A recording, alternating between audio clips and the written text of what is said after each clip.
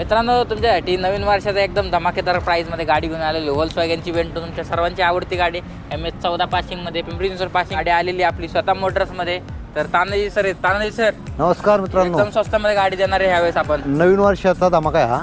Okay, काय details राहणार आहे गाडी? 2011ची गाडी आहे. बरं पेट्रोलमध्ये गाडी आहे.